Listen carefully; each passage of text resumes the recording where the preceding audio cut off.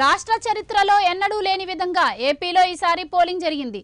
గురువారం అర్ధరాత్రి దాటేంత వరకు సార్వత్రిక ఎన్నికల పోలింగ్ ప్రక్రియ కొనసాగింది.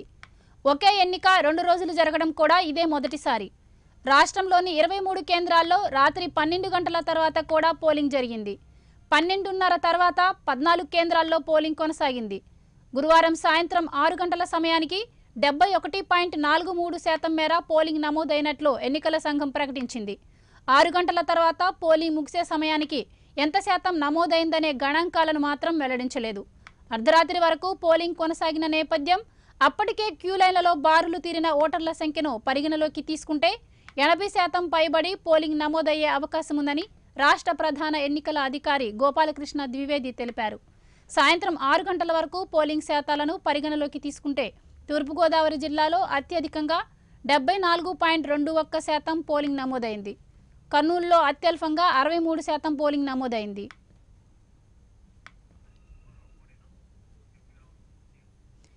ఇక ఇదే అంశానికి సంబంధించి మరింత సమాచారం మా ఏపీ బ్యూరో చీఫ్ సుబ్బారావు అందిస్తారు. సుబ్బారావు, చెప్పండి, ఏపీలో ఎన్నికల పోలింగ్ సరళిపై మీ దగ్గర ఉన్న సమాచారం ఏంటి?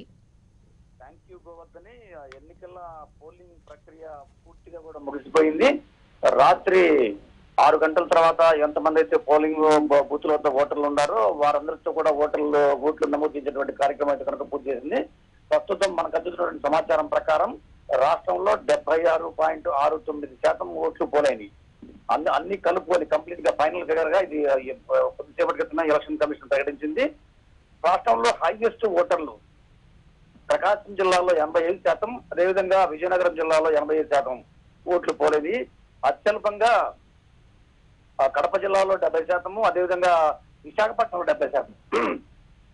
గోదావరి జిల్లాల్లో 2 జిల్లాల్లో కూడా 70 నుంచి 81% మాత్రమే ఉండటం విశేషం. మనం జిల్లాల వారీగా కనుక మన పోల్ పర్సెంటేజ్ చూసుకుంటే కనుక శ్రీకాకుళం జిల్లాలో 72% ఓటింగ్ నమోదైతే విజయనగరం జిల్లాలో 85% ఓటింగ్ నమోదైంది. అదేవిధంగా విశాఖపట్నం జిల్లాలో 70% పోలింగ్ నమోదైంది.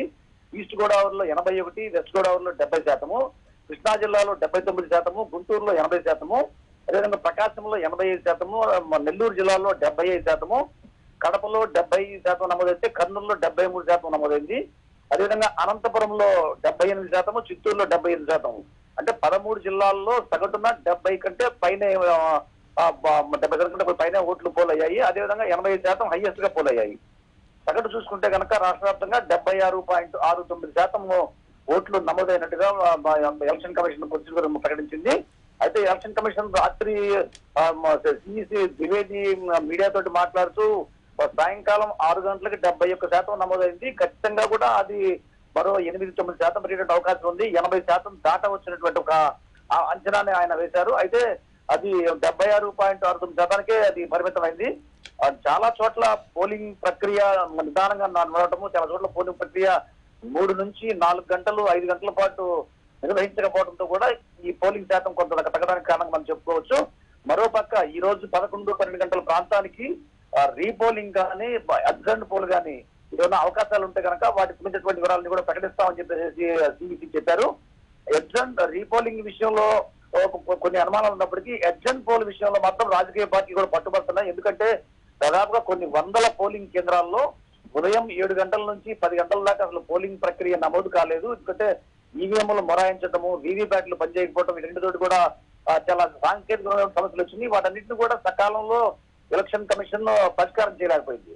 దీంతో ఓటర్లంతా కూడా తిరిగి వెనక్కి వెళ్లారు. అయితే కొన్ని చోట్ల మళ్ళీ తిరిగి పోలింగ్ కేంద్రాలకు వచ్చినప్పుడు కూడా పలు చోట్ల ఈ ఓటింగ్ సరళి నమోదవుతా చాలా తక్కువగా ఉంది. వాటన్నింటినీ కూడా పరిగణలో తీసుకొని రాష్ట్ర వ్యాప్తంగా ఉన్నటువంటి పూర్తి స్థాయిలో ఉన్నటువంటి ప్రతి పోలింగ్ కేంద్రంలో ఉన్నటువంటి పోలింగ్ బూత్ లో ఉన్నటువంటి ఓట్ల నమోదు సరళిని పూర్తిగా పరిశీలించిన తర్వాత ఆయా కాన్స్టిట్యున్సీల రిటర్నింగ్ అధికారులు ఎవరైతే ఉన్నారో ఆ రిటర్నింగ్ అధికారులు, అదేవిధంగా ప్రిసైడింగ్ అధికారులు అందరూ కూడా కలిసి ఒక సమీక్ష చేసుకొని ఆ సమీక్షని ఎలక్షన్ కమిషన్ కి రికమెండ్ చేసినటువంటి పరిస్థితి ఉంది. దీంతో ఆయా పోలింగ్ కేంద్రాలలో అడ్జర్న్ పోల్ నిర్వహించాలా, అంటే ఆగిపోయిన పోలింగ్ వరకు మిగిలినటువంటి ఓటర్లకు కూడా అవకాశం కల్పించాలా, లేదంటే రీపోలింగ్ చేయాలన్నటువంటి విషయంలో కూడా ఈ రోజు మనకి క్రిస్టల్ క్లియర్ గా మధ్యాహ్నం 12 ఆ టైంకి తెలిసేటువంటి అవకాశం ఉంది. ఇక రీపోలింగ్ చూసుకుంటే కనుక కొన్ని సెంటర్లలో ఘర్షణలు చాలా తీవ్ర స్థాయిలో జరగటము, రాళ్లు రువ్వుకోవటము, పోలీసులు గాలిలోకి ఫైరింగ్ చేయటము, ఇటువంటి సంఘటనలు 2-3 చోట్ల జరిగాయి. ఈ పోలింగ్ కేంద్రాలనే రీపోలింగ్ చేయాలా, అసలు అక్కడ పోలింగ్ పర్సంటేజ్ ఎంత నమోదైంది, అబ్నార్మల్ గా చాలా డ్రాస్టిక్ గా కనుక పోలింగ్ పర్సంటేజ్ డౌన్ అయితే కనుక దానిని తిరిగి మళ్ళీ రీపోలింగ్ చేసేటువంటి అవకాశం కూడా ఉంది. ఈ విషయం కూడా ఎలక్షన్ కమిషన్ ద్వివేది చెప్పారు. మధ్యాహ్నం 12 గంటలకి క్లారిటీ ఇస్తామని చెప్పారు. ఇక చూసుకుంటే కనుక రాష్ట్ర వ్యాప్తంగా దాదాపుగా ఉన్నటువంటి 45,955 పోలింగ్ కేంద్రాల్లో పూర్తి స్థాయిలో జరిగినటువంటి ఎన్నికల నేపథ్యంలో 76.69% మనకి పోలింగ్ నమోదుగా మనకు తెలుస్తా ఉంది గోవర్ధని. అయితే సుబ్బారావు, కొన్ని ప్రాంతాల్లో తెల్లవారుజాము దాకా కూడా పోలింగ్ జరిగినట్టు తెలుస్తుంది. దీనికి కారణం ఏంటి మరి? అంటే పోలింగ్ కేంద్రాల వద్దకు సాయంకాలం 6 గంటల లోపల ఎవరైతే ఓటర్లు వచ్చి తమ ఓటు హక్కును వినియోగించుకునేందుకు క్యూ లైన్ లో నిలబడ్డారో వారందరికీ కూడా సాయంకాలం 6 గంటలకి ఎలక్షన్ సిబ్బంది స్లిప్పులు ఇచ్చారు. ఆ స్లిప్పులు ఇచ్చిన తర్వాత స్లిప్పులు ఇచ్చినటువంటి వాళ్ళందరినీ కూడా పోలింగ్ చేసేందుకు అవకాశం కల్పించింది. కొన్ని ప్రాంతాలలో ఈవీఎంలు ఉదయం 7 గంటలకు ప్రారంభం కావాల్సినటువంటి ఈవీఎంస్ మధ్యాహ్నం 12 గంటల వరకు కూడా అవి పనిచేయలేని పరిస్థితి ఉంది. దీంతో ఓటర్లంతా కూడా తిరిగి వెనక్కి వెళ్ళినప్పుడు కూడా సాయంకాలం చల్లబడ్డాక వాతావరణం తిరిగి మళ్ళీ వచ్చి పోలింగ్ కేంద్రాల వద్ద నిలబడటంతో వారి సంఖ్య కొన్ని చోట్ల అయితే కనుక 6 గంటల సమయంలో సహజంగా 10 నుంచి 20 లేదా 50 మహా ఉంటే 100 ఉండాల్సినటువంటి పరిస్థితి ఉంది. కానీ కొన్ని పోలింగ్ కేంద్రాల వద్ద 500, 400 మంది కూడా ఉన్నటువంటి నేపథ్యం ఉంది. దాంతో వారందరికీ కూడా కౌంట్ చేసి వారందరికీ కూడా స్లిప్పులు ఇచ్చి నెంబరింగ్ సిస్టమ్ ఇచ్చి వారందరితోటి పోలింగ్ ప్రక్రియని కొనసాగించి వారి ఓటు హక్కును వారు వినియోగించుకునే అవకాశం కల్పించడంతో సాయంకాలం 6 గంటలకు నుంచి తెల్లవారుజామున 2-1 గంటల వరకు కూడా కొన్ని చోట్ల పోలింగ్ జరిగింది గోవర్ధని.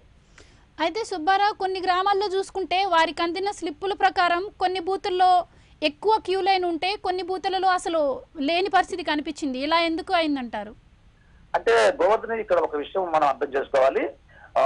ఏ పోలింగ్ బూతుల్లో అయితే పోలింగ్ ప్రక్రియ పూర్తిగా సజావుగా సాగిందో ఆ పోలింగ్ బూతుల్లో సాయంకాలం 6 గంటలకు పోలింగ్ మొత్తం కూడా పూర్తి చేసేశారు.